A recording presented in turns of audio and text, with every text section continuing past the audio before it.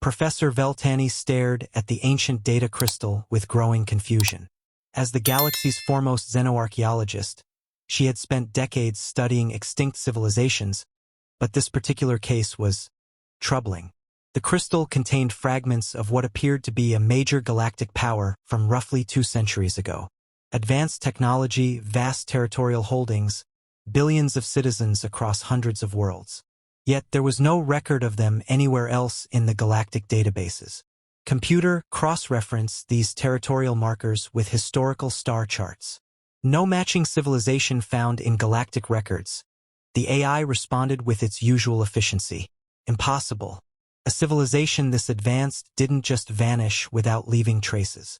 Veltani had seen the aftermath of the Great Wars, the fallen empires, the collapsed federations. They all left ruins, refugees, cultural remnants scattered across space. This was different. This was as if an entire species had been edited out of existence. Professor, her research assistant, a young Altarian named Zeph, peered over her shoulder. What's so interesting about an empty data crystal? It's not empty, Veltani murmured, manipulating the holographic display. Look at these population centers, these trade routes, these technological achievements. This represents a major galactic civilization, but according to every database in known space, they never existed. Zeph frowned. Maybe it's fictional? Entertainment media from... No. Veltani highlighted a section of the data. These quantum signatures are real. These stellar coordinates correspond to actual systems. Someone lived here, Zeph. Billions of someones. And now, nothing. Over the following weeks, Veltani became obsessed with the mystery. She found more fragments scattered across the galaxy. Pieces of architecture that matched no known style, technological components that had been repurposed by other species who claimed they had found them floating in space. And most disturbing of all, gaps in planetary geological records. Entire worlds showed signs of terraforming, cities, industrial development, but no one could remember who had done it. It was during her visit to the Neutral Archives on Kepler Station that Veltani found her first real clue. Buried in the personal journals of a long-dead merchant captain was a single entry that made her blood run cold. Day 847. Heard rumors about the data corrupted, finally pushing humanity too far. Heard they took some human children for their experiments. Don't know what'll happen next, but I'm keeping my ship well away from their territory. Nothing good comes from making humans that angry. The next entry, dated 3 days later, Day 850. Data corrupted territory completely dark. All communication ceased. Trade routes abandoned. It's like they just stopped existing. Veltani's hands trembled as she accessed more archived records. The pattern was everywhere once you knew how to look for it. References to a species that had angered humanity, followed by nothing. Not destruction, not conquest, not even records of war. Simply nothing. She found her answer in the most unexpected place. A human data archive that required special permission to access. Most species assumed human records would be standard diplomatic files and trade agreements. They were wrong. The file was marked with a simple designation: Erasure Protocol, Authorization Level, Collective Consensus.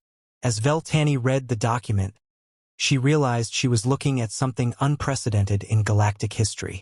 Not a military operation or a political action, but a coordinated effort by the entire human species to remove another civilization from existence.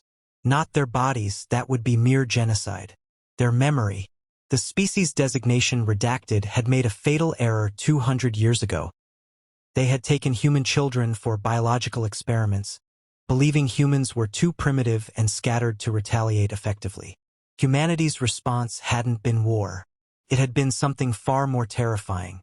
Every human in the galaxy, diplomats, traders, scientists, historians, artists, had coordinated in an unprecedented act of collective will.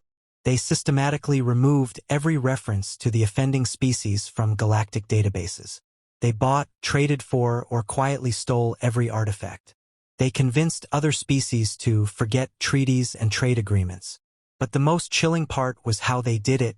Humans had done it with smiles, with friendship, with favors and gifts and gentle suggestions. They had made the galaxy complicit in an act of species-wide damnation mortale through kindness and social engineering. We cannot allow the memory of child killers to persist, the file concluded. Some acts are so heinous that even remembering the perpetrators gives them a form of victory. Let them fade from history as they deserve, not as conquered enemies, but as nothing at all. Veltani sat back in her chair, staring at the only remaining record of a species that had once ruled a quarter of the galaxy. A species so thoroughly erased that even their name had been consumed by the digital equivalent of entropy. She understood now why the gaps in the historical record felt so clean, so complete. Humanity hadn't just destroyed their enemies. They had convinced the entire galaxy to forget they had ever existed. As she prepared to file her research, Veltani hesitated. The data crystal felt heavy in her hands, containing the last proof that an entire civilization had once lived, breathed, dreamed. Then she thought about the children. Without another word, she fed the crystal into the matter recycler and watched it dissolve into nothing. Some species, she decided, deserved to be forgotten.